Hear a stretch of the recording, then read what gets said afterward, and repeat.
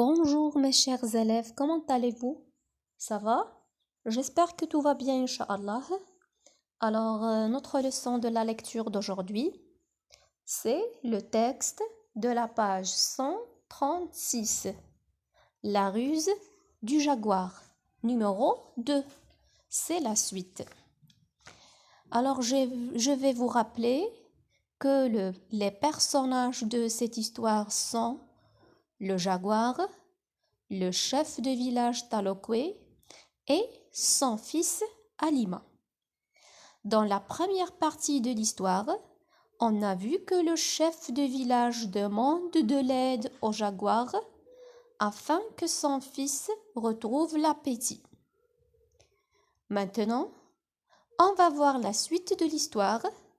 Suivez avec moi, je vais faire une lecture magistrale et je vais vous expliquer les mots soulignés. Yalla, on commence. Suivez avec le doigt. La ruse du jaguar, numéro 2. 3 jours plus tard, comme convenu, le jaguar revient au village pour toucher son salaire. Il trouve le chef Talokwe assis devant sa case en train de se lamenter. Ta ruse n'a pas marché longtemps, jaguar. Depuis 3 jours, Alima n'a rien voulu manger. Gêné, le jaguar s'en retourne dans la forêt. Toute la nuit, il veille tapis sur une branche au-dessus de la rivière. Un serpent anaconda passe par là. Le jaguar saute dessus et l'assomme d'un bon coup de patte. À midi, il rapporte son gibier au village. Il entre dans la case de Talokwe et s'adresse en ces mots à son fils. Alima, fils d'homme, si tu manges ce serpent, tu deviendras aussi puissant que lui. Alima dévore le serpent. Le jaguar revient au village pour toucher son salaire.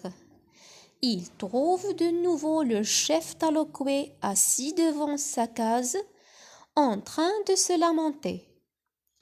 Une fois de plus, ta ruse n'a pas marché, jaguar. Voilà 3 jours qu'Alima ne veut plus rien avaler. Le jaguar, qui n'avait jamais manqué une affaire de sa vie, s'en retourna dans la forêt. Il se tapit sur une branche durant toute la nuit. Au matin, il vit passer Maïpouri, le tapir.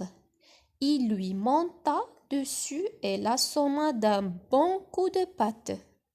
À midi, il rapporta son gibier au village.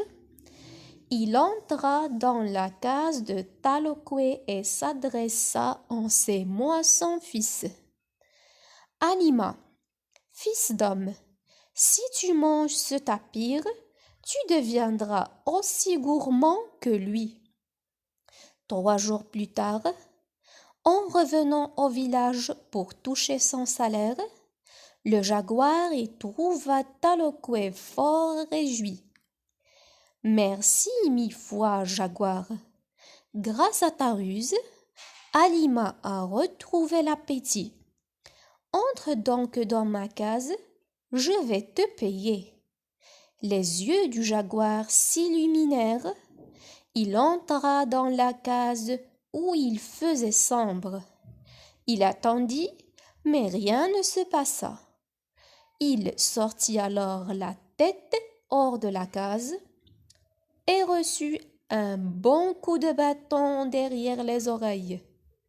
Le soir même, au repas, Talokwe se pencha sur son fils et lui dit « Alima, fils d'homme, si tu manges ce jaguar, tu deviendras aussi rusé que lui. » Alors, je commence à expliquer les mots soulignés. Alors, le premier mot, c'est se lamenter. Il trouve le chef Talokwe assis devant sa case en train de se lamenter. Alors, se lamenter, ça veut dire pleurer. On peut dire c'est le synonyme de pleurer. D'accord? Le deuxième mot, le jaguar saute dessus et l'assomme d'un bon coup de patte. Alors, somme, la somme, c'est le verbe assommer. Ça veut dire tuer avec quelque chose de lourd. Et le troisième mot, tu deviendras aussi puissant. Puissant, ça veut dire fort ou bien solide. Et le quatrième mot, tu deviendras aussi gourmand. Gourmand, c'est quelqu'un qui aime trop la bonne cuisine. Dans la ligne 26, on trouve le jaguar, il trouve à Talokwe fort réjoui. Alors réjoui, c'est être heureux et content. D'accord? Alors, on passe maintenant pour répondre aux questions de la compréhension. On répond aux questions 3, 4 et 5 de la page 137. D'accord? Alors, la question numéro 3. Que dit le jaguar à Halima lorsqu'il lui remet le serpent? Alors, on trouve la réponse dans la ligne 11.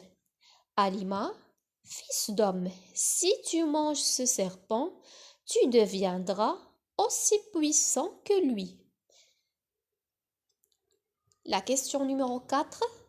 Quel autre animal le jaguar apporte-t-il au chef du village? Alors, là, on trouve la réponse dans la ligne 23.